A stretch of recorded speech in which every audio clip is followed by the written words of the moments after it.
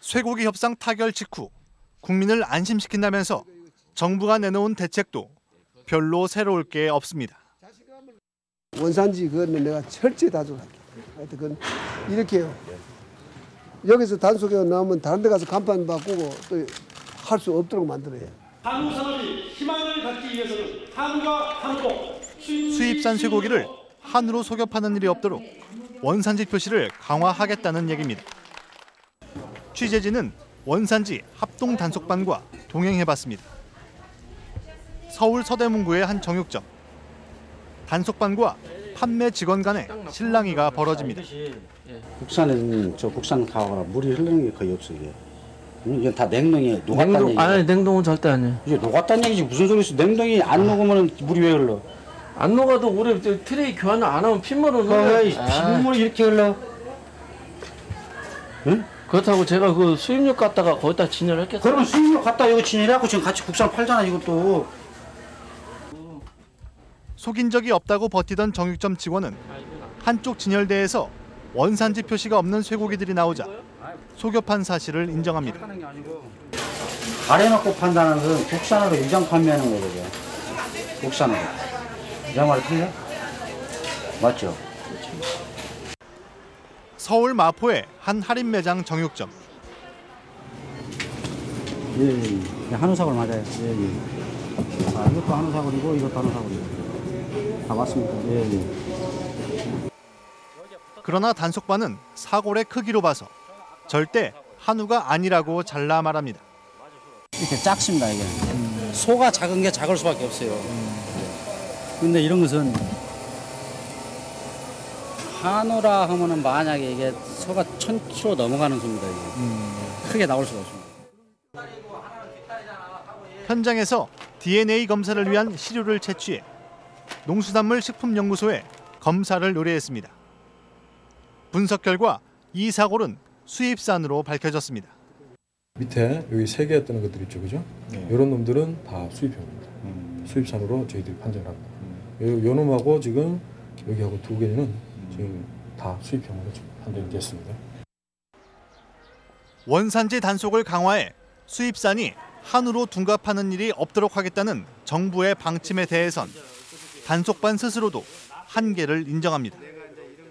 이런 그 합동 단속이나 이런 그 점검을 통해서 하는 것도 중요하지만 그 적격업소에서 스스로 정말 그 양심을 지켜서 국내산이면 국내산, 수입산이면 수입산. 원산지 표시 강화 규정이란 것도 비교적 규모가 큰 식당, 전체 음식점의 45%에만 해당됩니다. 거기다 쇠고기가 들어가는 수많은 음식, 설렁탕, 소머리국밥, 내장탕 등에 대해선 아직 어떻게 할지 원칙도 정해지지 않았습니다. 속아서 수입산 쇠고기를 먹게 되는 경우는 그렇다 치고 학교나 군대처럼 단체 급식의 경우는 선택할 여지도 별로 없습니다.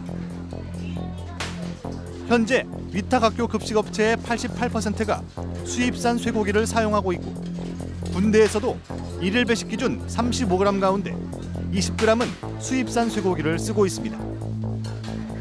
WTO 협정에서 예외 조항을 빨리 만들어서 학교 급식에 안전한 우리 농수축산물을 사용하도록 하는 것이 중요하다고 생각합니다. 정부는 또 축산 농가의 피해를 막기 위한 대책으로 1억 원짜리 명품소로 상징되는 이른바 한우 고급화 방안을 제시했습니다. 그러나 반가워해야 할 축산 농가들은 정작 시큰둥해하고 있습니다.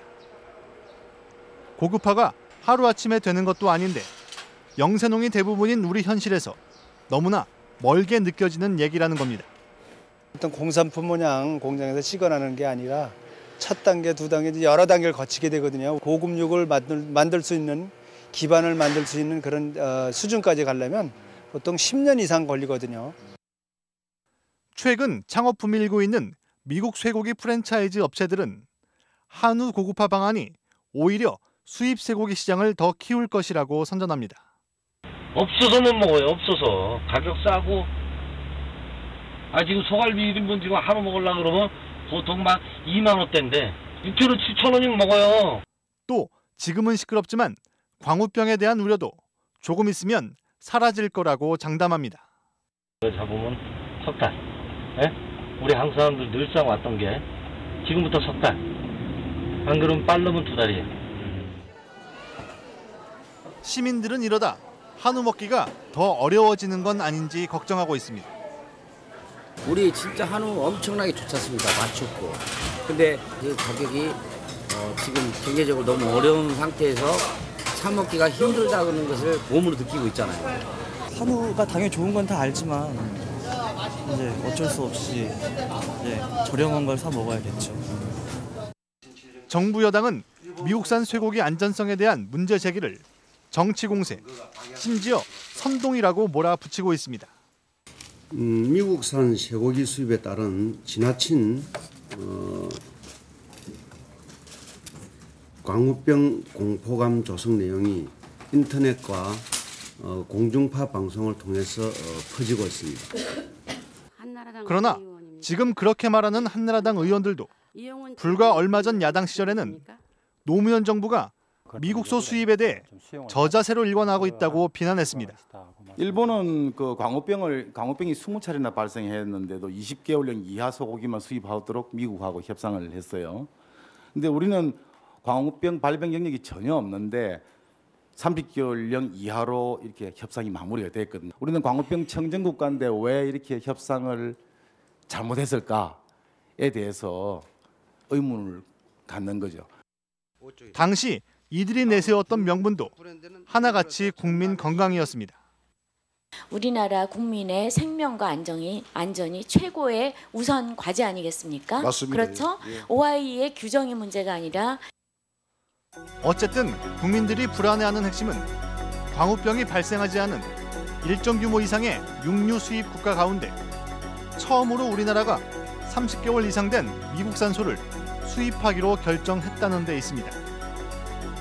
미국산 쇠고기를 수입하고 있는 일본, 멕시코, 대만, 어느 나라도 아직 내리지 않은 결정입니다.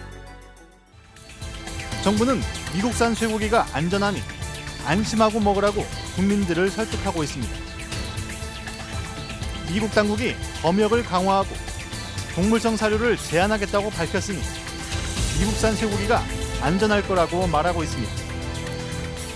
이를테면 미국을 믿고 미국산 쇠고기를 먹으라는 얘기입니다.